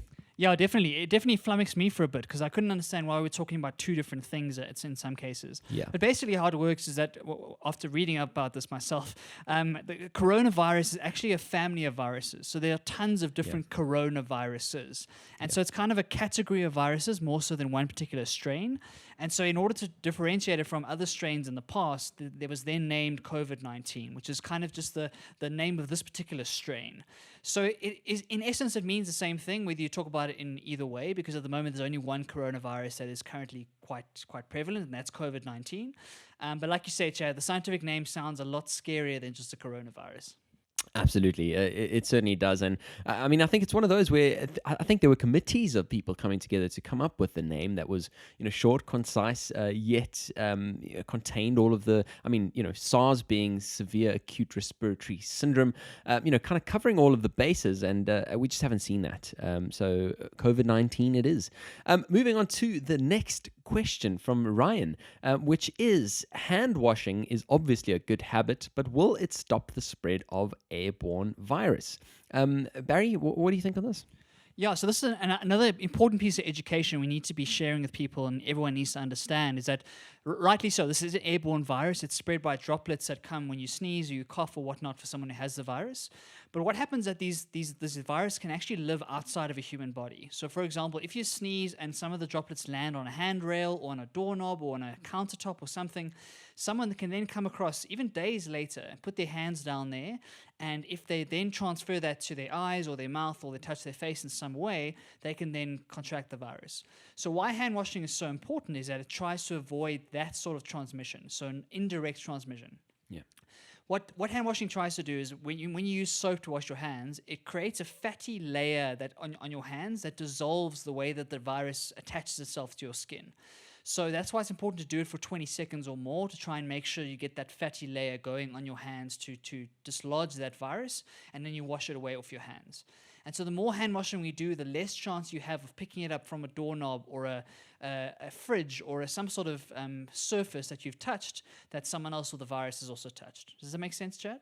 Yeah, absolutely agree with you there, Barry. I think the interesting point and kind of a tail piece of his question, which is the point of the spread of airborne virus. I think important to note that this, as far as I know, is not an airborne virus. You're not going to walk into a room and kind of just inhale the air and all of a sudden you have it. It's like you said, you've got to touch something that it's actually sat on. As far as I know, it can't just kind of float in the air. And so that's a very interesting point that you made over there.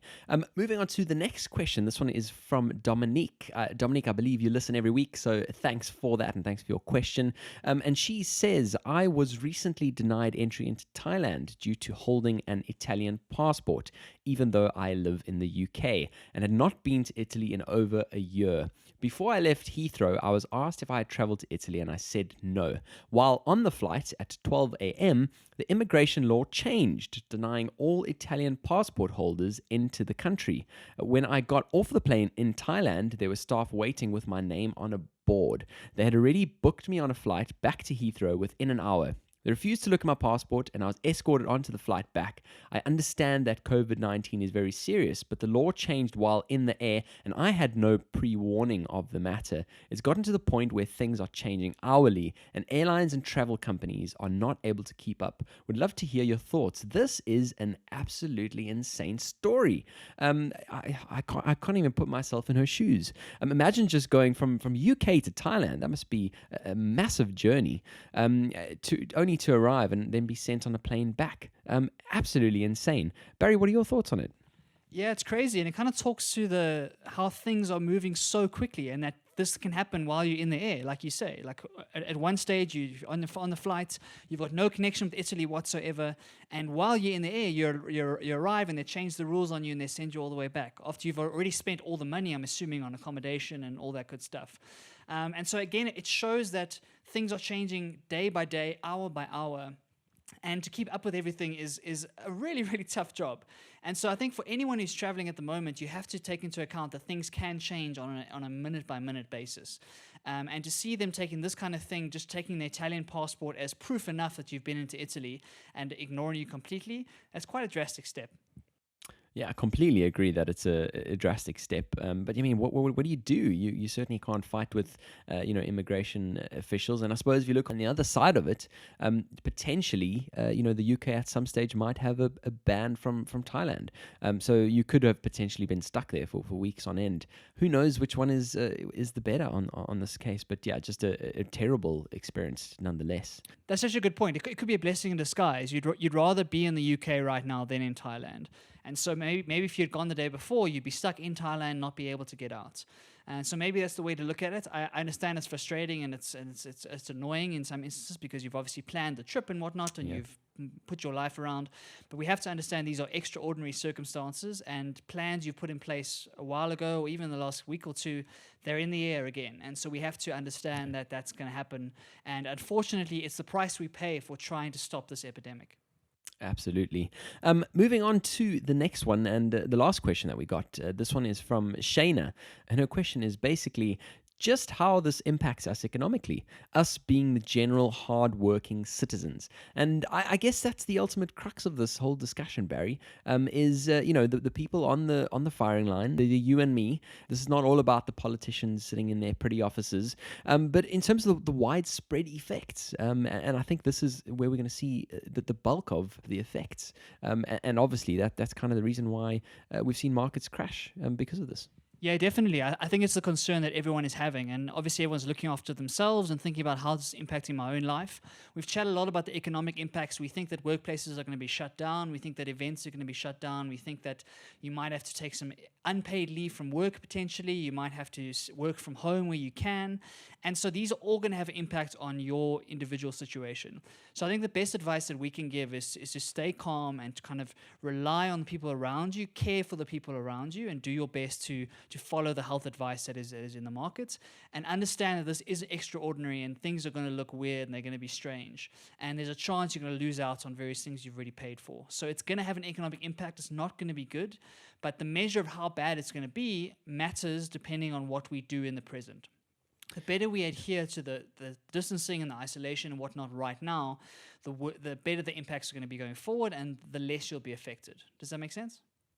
Yeah, that makes complete sense. But I mean, I think just as a sort of practical basis, let's just talk about, yours and my effects that we've seen so far, just to give the listeners, I suppose, a bit of context into the things that we're thinking and how we're going through it. So, I mean, like I mentioned before, I'm personally on the job hunt in terms of the contract market again. And obviously, this has come at the worst possible time. The market is incredibly quiet this side. London generally typically buzzing. Even though things are business as usual, obviously hiring managers are a lot of the times working from home. Because of that, whenever they are in the office, they're sort of picking up the other pieces of what they do on a day-to-day basis. And I think a lot of people are, because of that, not wanting to bring contractors on, where the company might potentially switch to working from home completely. And so that's obviously had a profound impact for me. Also, in terms of the half Ironman, like I mentioned, that's probably going to be unlikely to happen. Also have some other trips booked up that, will probably not happen. And the question is, what happens to those flights? What happens to those entrance fees? What happens to everything? On your side, Barry, you were mentioning you had a couple of flights in the short term that you've also had to cancel. Yeah, so I was due to go to Cape Town on Thursday for the weekend to go and attend an event down in Cape Town, and that's all been cancelled. I was due to sing in a choir concert on Easter Friday. That's been cancelled. So everything's been cancelled around us when it comes to event-wise. And so it can have an impact. And people are going to lose money, right? You're not going to be able to get that money back on flights or on concert tickets or various bits and pieces. And in a lot of instances, you're going to have to swallow that loss with as much pride as you can and try and be more frugal going forward. I think another important thing, Chad, is that in everyone's desire to hoard things like toilet paper and food and whatnot, is to manage your individual cash flow and not go crazy too early, because there's a risk that this quarantine could go on for a while, right? So be as frugal as you can and be clever with the way you spend your money right now. It's definitely a time to kind of stay at home and not worry, not go too crazy with your spending, and try and bring your level of lifestyle down as much as possible, to try and give you the best chance of surviving over the long term. It's especially the case if you're not employed at the moment or you're looking for work, etc. How do you make sure you maintain your kind of living standards without going too crazy? Absolutely, I think that's some great practical advice there. So yeah, I mean, thanks for tuning in, and thanks for all of the questions from everyone. We hope that any of what we've said makes a bit of sense. There was quite a lot to get through and a lot that happened. But yeah, certainly thanks for tuning in and listening to our episode. Barry, I mean, in terms of the next week, potentially next week we'll be talking from a completely different vantage point. I think we will, and so that's always the concern with these sort of episodes. We worry that they are out of date by the time we get released. But hopefully some of the principles we've been chatting about and some of the principles around how the world is dealing with it has made sense and is of value to you. Like Chad says, we tried our best to give a well-rounded and nuanced take on what's going on around the world. This is obviously a very, very important topic, and it's impossible to ignore. It's like a very, very big health crisis around the world. And so please take care of yourselves out there, take care of the people you care about, and act in the best interests of your future selves. Act in the best interests of those who are more vulnerable than you, and do the things we need to do to stop this epidemic. If we do that, next week's episode will be much more cheerier, and each episode after that will be a better episode, because we think about moving forward to the future. But like you say, Chad, who knows what happens in the next couple of days? Absolutely. Well, keep safe, keep kind to yourself, and just be cautious of the way you conduct yourself. Thank you for listening to Across the Pond, and we'll see you again next week. I'm Chad Sturley from London, and my co-host Barry Maurice in Johannesburg. Pond, across the pond with Barry and Chad. There we go. It's actually such a nice day out yet today. May go for a run Go tan afterwards. by yourself. With no one around you. We're going to start is with the World Health Organization, which I think is one of the most let me start that again. We're going to start with the World here, and these numbers are moving every single day, and so why am I saying starting? What am I doing? And various things have been, obviously since making that state. The Chinese market to the US. Jeez. Banks, Jesus, It's fine. yes, this Chad. I'm sorry, dude. It's fine. Every time I speak, it comes back up. It's Corona, I'm telling you. It's Corona. You never know, bro. £1 billion is going to be set aside for emergencies. Five. Good stuff. Yeah, I mean, I think that's And a very. Oh, sorry. Do you want to Okay, just go close on that? I agree completely with this. I can, yeah. And so you've camera died. Having almost 8 people in one apartment. No, 8. That's not right. What's going on, Chad? Yeah, and I think the other thing is. Sorry. Sorry. Sorry. That's my fault. No, that's fine. They also announced they've been putting. Oh, she's like. So I mean, if we kind of take is likely. So I don't know what to think. I think that's ironic. I don't know what to think. It's all good. The queen, she hasn't announced, I'm staying in London. I'm tired of this. I'm staying in London. Okay, the queen. It's come out that she's going to be staying. Sorry. Has been now pushed Hold on. back. Sorry, dude. My phone's out of storage. Hold on. Oh. It's all getting thrown at us today. It's all getting thrown at us. And it's really nice to see things like those. The healthy, us young people who are normally healthy and are I don't know. Us young people who are normally healthy and are not as, jeez. What has happened? I think if there's been at the closing schools, we haven't got there yet. Sorry. There's going to be enough to wrap it up with something. Stuff I found interesting. Do you need to? My AirPods are gonna die. Yeah, I mean, I saw a little video of Trump saying he's touched his face a lot less than in the last couple of years. I wonder how that's possible with all of the base that he has on his face. It has to be base, right? It has to be, because there's like literally, it's just tanned everywhere, but not his eyelids. Too pleased. But I mean, out of interest, what is it that the other Zoom does? Now you put him on the spot, Chad. I didn't do that research. Hold on. So out of interest, Barry, what is it that the other Zoom company does? Glad you asked, Chad. So the other Zoom company actually have...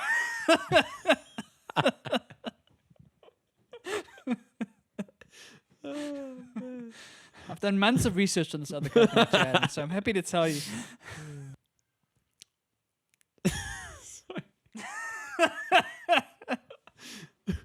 Especially because I got this blinking orange light. It's like even more pressure. Oh, that's really interesting. So...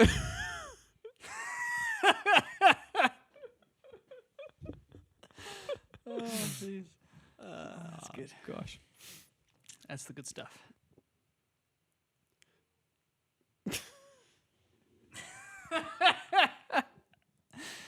Ladies and gentlemen, this is what they call corpsing in acting, when the actors can't get their shit together. Oh my gosh, man! How does this happen to a person? One of my favorite rabbit holes to fall down on YouTube is like news bloopers. Oh Like, man! I love them so much. The other thing is it doesn't have a flip screen, so I won't be able to see myself.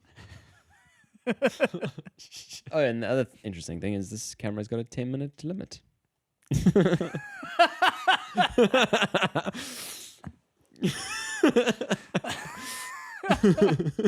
But other than that, everything is perfect. But other than that, we're all good. We're all good. The first, he asks, is it also... Oh, jeez. The frog's back. Okay. Might block your key card at the... Oh, jeez, like, that was terrible. The idea of wearing an... Oh, my goodness. Oh, jeez, hold on. The phone battery's got 20% left. Okay. As individuals, to ensure we don't spread the virus to those less vulnerable, more vulnerable. Oh, shit. I feel like I have run a marathon. Is it normal? It does feel. Maybe. Okay. Are you feeling? Have you got some breathlessness there, Barry? Do you think you might have Chad, the corona? Shush yourself. Shush yourself. And lead it to spread. What else? And lead it to spread. What else would you have to say on the?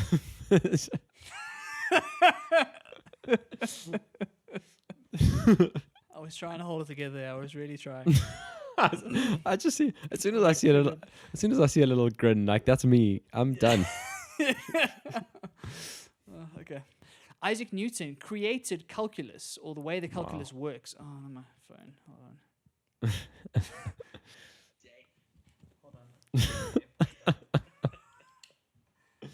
Barry, you know how long this is going to take me to edit. I'm so sorry, dude. No, it's all good. It's all good. I really feel for you. I'm Future Chad, I'm just kidding. Future Chad, I'm with you and I'm with you. Don't worry, dude. Keep going. Keep going. Future. And don't beat up Past Chat. Past Chat was doing his best. Basic way of saying coronavirus. Right. Disease or. What does it stand for? I don't know what it stands for. Why the hell am I pretending I know what it stands for? Oh, shit. What does COVID stand for? Just by the way, every episode of ours, I think, takes up about, well, probably about 30 gigs of space. Serious. Yeah. That's a lot of space. Hiring managers are obviously hiring. Even though things are business as usual. Town on. Oh, jeez. Hold on. Okay, go on. I was due to go to Cape Town on Thursday, and we're going to be there for the weekend. And that's all been cancelled. The frog, she's back. Okay. All good.